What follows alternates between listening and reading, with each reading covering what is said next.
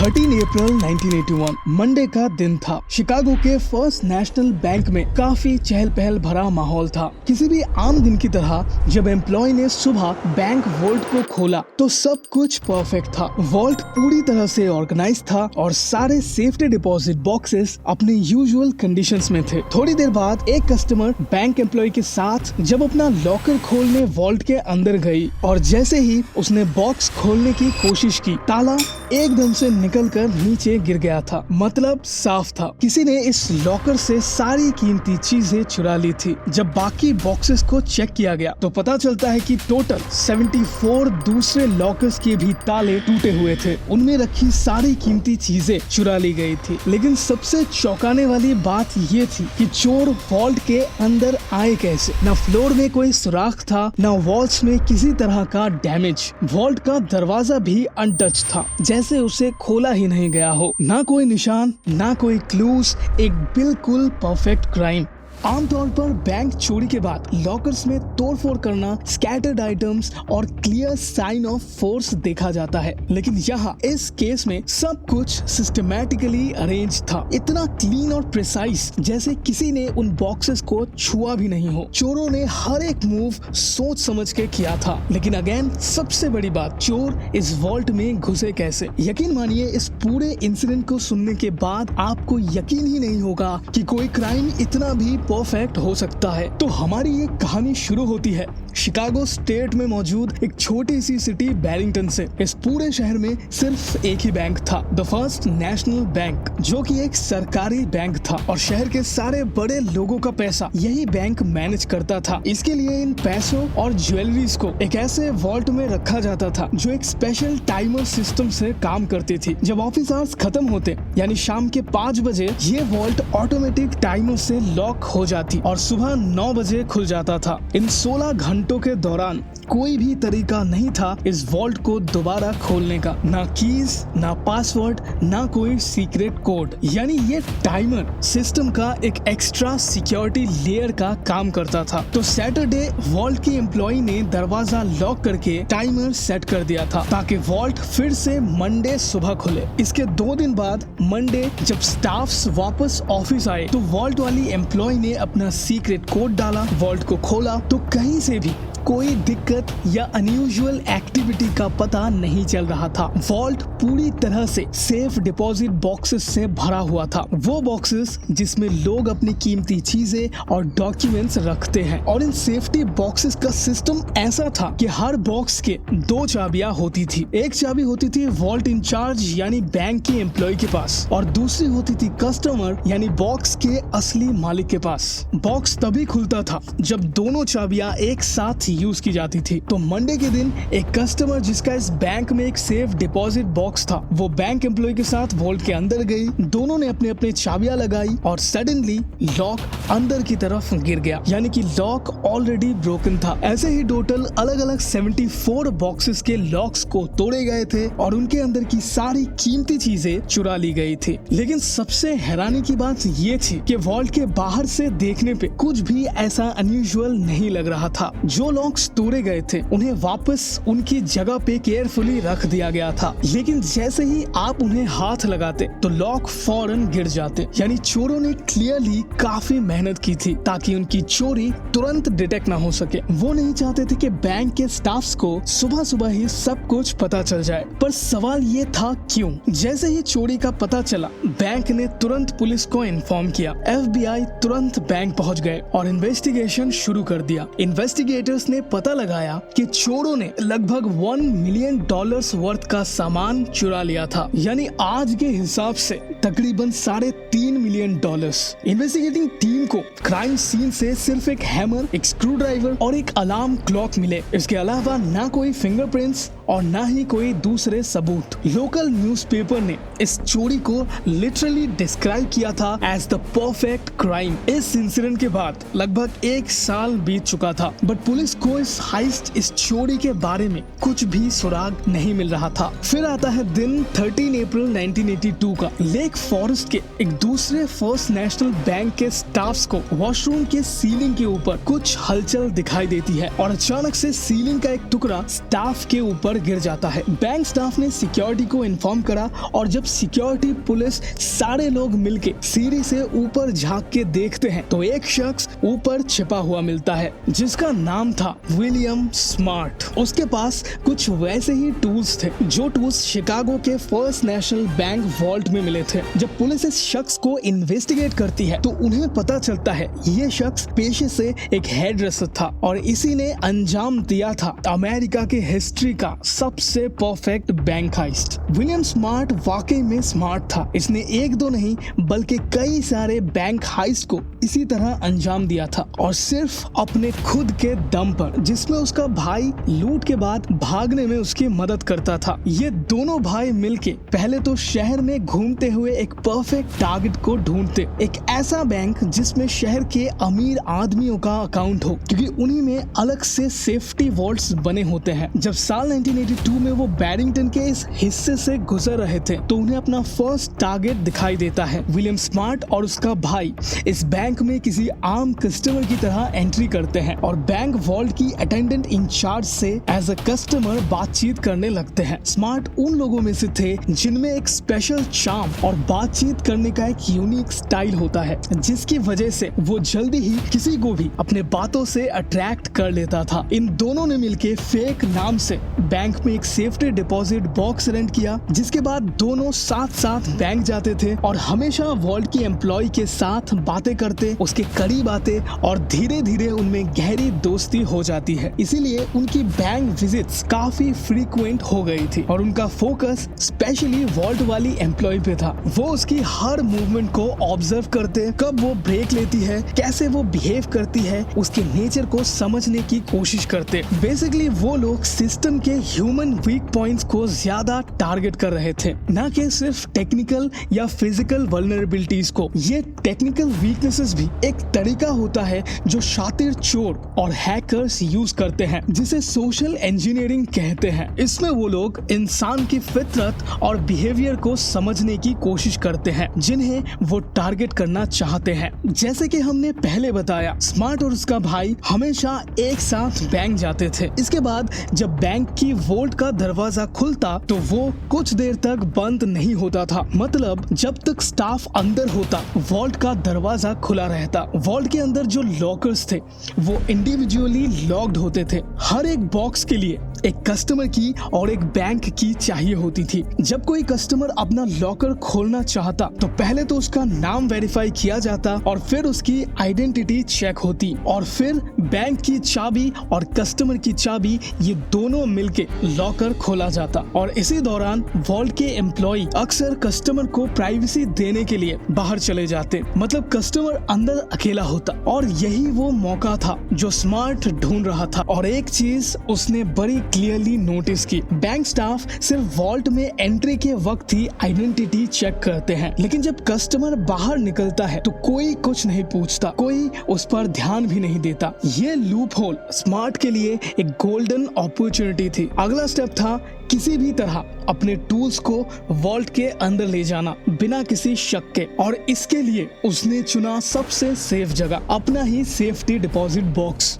क्योंकि उस बॉक्स को खोलने की चाबी सिर्फ उसी के पास थी। ना कोई शक ना कोई रेस्ट्रिक्शन। तो उसने अपने सारे टूल्स एक बैग में रखे, फिर बैंक गया और यूजुअली रूटीन की तरह एम्प्लॉय के साथ वॉल्ट में एंटर हुआ। इसके बाद वो अपना बॉक्स ओपन करता है और उसी बॉक्स के अंदर अपने सारे टूल्स छुपा देता है। कुछ टूल्स अभी भी बाकी थे और कुछ तो इतने बड़े थे कि इन छोटे बॉक्सेस में वो फिट ही नहीं हो सकते। तो स्मार्ट ने बनाई एक नई स्ट्रेटेजी। वो बैंक के एम्प्लॉय से कहेगा कि वो एक पेंटिंग और आर्ट डीलर है। इस बहाने के साथ उसके पास रीजन होगा बड़े साइज के बैग्स, अजीबोगरीब सामान बैंक के अंदर ले जाने का। लेकिन अभी भी एक सवाल था, अगर इतनी बड़ी चीजें लेकर जानी थी तो वॉल्ट के अंदर जगह कहाँ मिलेगी? यही था स्मार्ट का अगला चैलेंज। तो यहाँ उसने बैंक वॉल्ट के अंदर मौजूद फॉल्स सीलिंग का इस्तेमाल किया। स्मार्ट ने उसी जगह का फायदा उठाया और अपने सारे टूल्स, फ्लैशलाइट्स, खाना, पानी सब कुछ वहां पर छुपा दिया। लेकिन अब आया असली चैलेंज। वॉल्ट में एक अलार्म सिस्टम था जो एक सेंसिटिव साउंड सेंसर था जो तुरंत एक्टिवेट हो जाता अगर कोई भी वॉल्ट की दीवार, फर्श या छत में तोड़फोड़ करता या ड्रिल करने की कोशिश भी करता। स्मार्ट जानता था कि उसका प्लान वॉल्ट को तोड़ने का नहीं था, लेकिन फिर भी अगर वो बॉक्सेस के लॉक्स को तोड़ता और जरा भी आवाज होती तो अलार्म बज जाता और पूरी ऑपरेशन फेल हो जाती। तो अलार्म को डीएक्टिवेट करना जरूरी था। वॉल्ट में जो अलार्म था वो सिर्फ एक साउंड बेस्ड सेंसर था। उसने सिर्फ अलार्म के स्पीकर तक एक छोटी सी ओपनिंग बनानी थी और उस स्पीकर को डिस्कनेक्ट कर देना था। इतना काफी था सिस्टम को बेकार बनाने के लिए। लेकिन स्मार्ट अब भी पूरी तरह से श्योर नहीं था कि क्या वॉल्ट के अंदर कोई और हिडन अलार्म्स तो नहीं है। और ये कंफर्म करने के लिए उसने एक क्लेवर टेस्ट प्लान किया। उसने एक अलार्म क्लॉक वॉल्ट की फॉल्स सीलिंग पर सीक्रेटली इंस्टॉल कर दिया और उसे बैंक के बंद होने के बाद रात के वक्त रिंग करने के लिए सेट किया। सोच ये थी कि अगर वॉल्ट में कोई भी एडिशनल साउंड सेंसर अभी भी एक्टिवेट होते तो जैसे ही अलार्म क्लॉक बजेगी सिस्टम ट्रिगर हो जाएगा और पुलिस तुरंत अलर्ट हो जाएगी। अब विलियम स्मार्ट बैंक के बाहर से क्वाइटली सारी चीजें ऑब्जर्व कर रहा था। उसने बैंक के सराउंडिंग्स पर नजर रखी ताकि देख सके कि रात के वक्त कोई अनयूजुअल एक्टिविटी होती है, कोई पुलिस रिस्पांस या कोई इमरजेंसी सिग्नल। और उसका शक वाकई में सच निकला। पुलिस वाकई में बैंक पहुंची, वॉल्ट चेक किया, लेकिन जब उन्हें कोई अनयूजुअल एक्टिविटी या तोड़फोड़ के निशान नहीं मिला तो वो वापस से चले गए। यहीं से स्मार्ट को एक इम्पोर्टेंट रियलाइजेशन हुआ कि वॉल्ट के अंदर अब भी कुछ एडिशनल अलार्म सिस्टम्स एक्टिवेट हैं। अगले कुछ दिनों में उसने एक और हिडन अलार्म डिवाइस लोकेट किया। उसने इस डिवाइस को भी टेम्परेरीली डीएक्टिव किया और फिर उसने एक बार फिर वही पूरा मेथड रिपीट किया। इस बार कोई पुलिस रिस्पांस नहीं आया। स्मार्ट ने कंक्लूड किया कि अब वॉल्ट के सारे अलार्म सिस्टम्स डीएक्टिवेट हो चुके हैं और अब वो अपने ऑपरेशन के सबसे चैलेंजिंग फेज के लिए तैयार था। 11 अप्रैल 1981 सैटरडे का दिन था। स्मार्ट को बैंक जाना था। जैसे वो हमेशा करता था, उसने एम्प्लॉय से बात की, फिर दोनों वॉल्ट में चले गए। एम्प्लॉय ने उसका बॉक्स खोला और फिर वॉल्ट से बाहर निकल गए ताकि स्मार्ट को प्राइवेसी मिल सके। उसका छोटा भाई बाहर खड़े होके एम्प्लॉय से बातें करता रहा, बेसिकली उसका ध्यान डाइवर्ट करता रहा ताकि वो पूरी तरह से डिस्ट्रैक्ट हो जाए। इसी दौरान स्मार्ट जो वॉल्ट के अंदर था अचानक से गायब हो गया। कैसे? स्मार्ट ने इस बैंक को स्पेसिफिकली इसीलिए चुना था क्योंकि वॉल्ट के सेफ्टी डिपॉजिट बॉक्सेस के कॉर्नर में एक खाली स्पेस थी, एक छोटी सी गैप जो स्ट्रक्चरली बॉक्सेस और वॉल के बीच में छुपी थी। और स्मार्ट चुपचाप यहाँ जाके छिप जाता है क्योंकि इस वॉल्ट में सिर्फ एंट्री के वक्त ही चेक की जाती है। तो एग्जिट पे किसी ने भी ध्यान नहीं दिया कि एक शख्स अभी भी वॉल्ट के अंदर छिपा बैठा है। इसके बाद बैंकिंग आवर्स खत्म होते हैं। एम्प्लॉइज वॉल्ट के टाइमर को सेट करती है और बैंक बंद करके बिना किसी शक के अपने घर चली जाती है। दूसरी तरफ स्मार्ट जो वॉल्ट के अंदर था वो पहले कंफर्म कर लेता है कि सारे लोग जा चुके हैं। फिर वो अपनी जगह से निकला, अपनी लाइट ऑन की, अपनी टूल्स निकाले और जो भी चीजें उसे चाहिए थी तैयार की। इस काम के लिए उसने एक बड़ा सा स्क्रू ड्राइवर लिया जो लॉक के साइज के बिल्कुल बराबर था। इसका मकसद ये था कि जब स्क्रू से लॉक पे वार किया जाए तो एकदम सटीक जगह लगे बिना एक्स्ट्रा डैमेज के। लॉक तोड़ते वक्त ये जरूरी था कि ना लॉक और ना ही बॉक्सेस जरा सा भी डैमेज हो ताकि बाद में सब कुछ बिल्कुल नॉर्मल लगे। इस तरीके से उसने एक के बाद एक लॉक्स खोले बिना बॉक्स के बाहरी हिस्से को ज्यादा डैमेज किए। वो केयरफुली एक एक बॉक्स को खोलता और उसमें रखी कैश और कीमती चीजें क्वाइटली निकालता रहता। ये काम फिजिकली डिमांडिंग था। अंदर अंधेरा था, हवा बिल्कुल भी नहीं थी और माहौल में एक तनाव सा था, लेकिन स्मार्ट ने पेशेंस बनाए रखा। वो छोटी छोटी ब्रेक्स लेता, खाना खाता, पानी पीता ताकि एनर्जी मेंटेन रहे। उसका एडवांटेज ये था कि अगला दिन संडे था, बैंक बंद रहता। इसका मतलब ये था कि उसके पास वक्त काफी था बिना जल्दी के सिस्टमैटिकली काम करने का। लेकिन इन्वेस्टिगेटर्स के लिए सबसे सरप्राइजिंग चीज ये थी कि स्मार्ट सिर्फ चीजें लूट नहीं रहा था, बल्कि वो लॉक्स के अंदर की चीजें देखकर लोगों की फाइनेंशियल कंडीशन समझने की कोशिश करता। जिन बॉक्सेस में बिल्स या डेट के पेपर्स या मॉर्गेज की फाइल्स होती, उन लोगों का सामान वो नहीं ले जाता था। बिल्कुल किसी मॉडर्न डे रॉबिन हुड की तरह, जो अमीरों से चोरी तो करता था लेकिन गरीबों से नहीं। इसके अलावा जो पहले ही मुश्किल में थे, कुछ बॉक्सेस में बस लीगल डॉक्यूमेंट्स या फैमिली पेपर्स थे। स्मार्ट ने काफी मेटिकुलसली काम किया। उसने इंश्योर किया कि वॉल्ट में कोई भी ट्रेस ना रहे, ना कोई पेपर का टुकड़ा, ना टूल का निशान, ना ही कोई आइटम मिसप्लेस्ड। उसने हर बॉक्स को केयरफुली वापस उसी जगह पे रखा, लॉक्स को दोबारा सिक्योर किया और हर चीज को बिल्कुल बारीकी से इंस्पेक्ट किया ताकि सब कुछ बिल्कुल वैसा ही लगे जैसे कुछ हुआ ही नहीं। जो भी अगला कस्टमर या एम्प्लॉय वॉल्ट में आए, उसके लिए सब कुछ परफेक्टली नॉर्मल दिखे। जो टूल्स उसने यूज की थी वो सब उसी वॉल्ट के फॉल्स सीलिंग के ऊपर छुपा दिए थे। इसके बाद उसने अपने टूल समेटे और फिर से उसी छोटी सी कॉर्नर स्पेस में छुप गया। मंडे की सुबह 13 अप्रैल 1981 बैंक स्टाफ रूटीन के मुताबिक वापस आते हैं, बैंक का वॉल्ट खोलते हैं और सब कुछ बिल्कुल नॉर्मल था। लेकिन वॉल्ट के एक छोटे से खाली कॉर्नर में स्मार्ट अभी भी छुपा हुआ था। वहाँ छुप के स्मार्ट एक छोटे मिरर के मदद से क्वाइटली स्टाफ के मूवमेंट को मॉनिटर कर रहा था ताकि वो देख सके कि कब वॉल्ट कंप्लीटली खाली होता है। जैसे ही वॉल्ट से एम्प्लॉय निकल गई, फिर उसने अपने बैग्स उठाए जिनमें कैश और ज्वेलरी था और निकलने की तैयारी कर ली। लेकिन सबसे स्मार्ट मूव उसे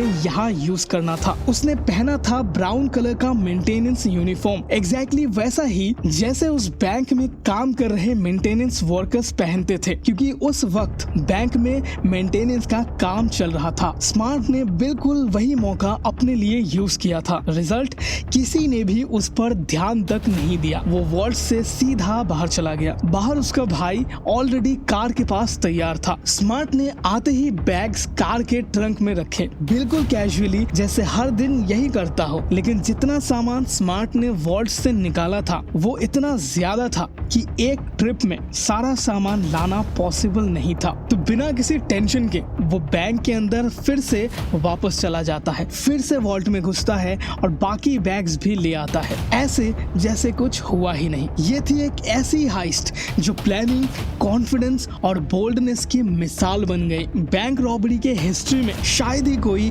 इतनी स्मार्टली एग्जीक्यूट क्राइम होगा। FBI इन्वेस्टिगेटर्स ने बाद में वॉल्ट का हर इंच थरोली इंस्पेक्ट किया, हर एंगल से फोटोज ली गई, हर जगह फिंगरप्रिंट्स ढूंढे गए, लेकिन कुछ भी नहीं मिला, ना कोई निशान, ना कोई फिंगरप्रिंट। इसी के साथ जो चीज उन्हें वॉल्ट के अंदर मिली उसमें एक अलार्म क्लॉक था जो वॉल्ट के अंदर मिली थी, जो वॉल्ट के सीलिंग के अंदर छिपाई गई थी। कई वक्त तक वो ये समझ ही नहीं पाए कि अलार्म क्लॉक वॉल्ट में क्यों थी। इसके बाद साउंड सेंसर और टेक्निकल एनालिसिस के जरिए उन्हें समझ में आता है इस क्लॉक के पीछे का रीजन। इसके बाद जब FBI ने सेफ्टी डिपॉजिट बॉक्स होल्डर्स की फुल लिस्ट वेरीफाई की तो सब लोग जेन्युइन निकले, सिवाय 2 लोगों की आइडेंटिटी के। और यही 2 लोग अगले 1 साल तक, जो अगले 1 साल तक नहीं मिलने वाले थे। और सच कहे तो स्मार्ट कभी भी पुलिस के हाथ आता ही नहीं अगर वो दूसरी बार रंगे हाथ पकड़ा नहीं जाता तो। लेकिन आपके मन में भी शायद ये सवाल आ रहा होगा कि जब उसने पहली बार $1 मिलियन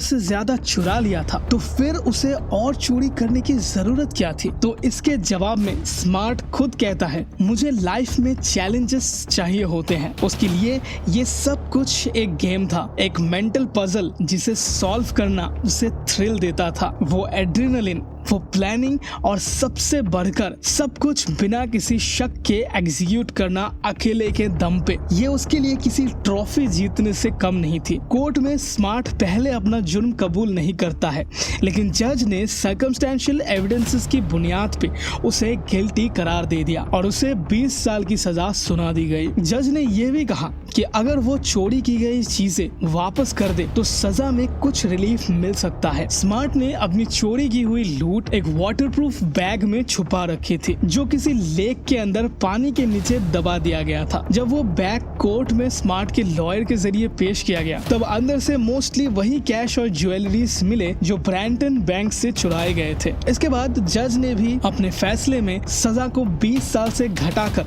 8 साल कर दिया, लेकिन ये छूट एक शर्त पे मिली। स्मार्ट को अपने ऑपरेशन की पूरी planning step by step detail के साथ इन्वेस्टिगेटर्स के साथ शेयर करनी थी। स्मार्ट ने सब कुछ बताया, कैसे उसने बैंक की फॉल्स सीलिंग का इस्तेमाल किया, किस जगह वो छुपा था, सब कुछ। उसका ये कन्फेशन इतना कॉम्प्रिहेंसिव था कि उसके बाद बैंक्स के सिक्योरिटी प्रोटोकॉल्स ये हमेशा के लिए बदल दिए गए। अमेरिका के बैंकिंग सिस्टम में एक नया रूल इंट्रोड्यूस किया गया कि किसी भी बैंक वॉल्ट या सेफ रूम में फॉल्स सीलिंग अलाउड नहीं होंगी और हर कॉर्नर को सॉलिड और सील प्रूफ बनाया जाएगा।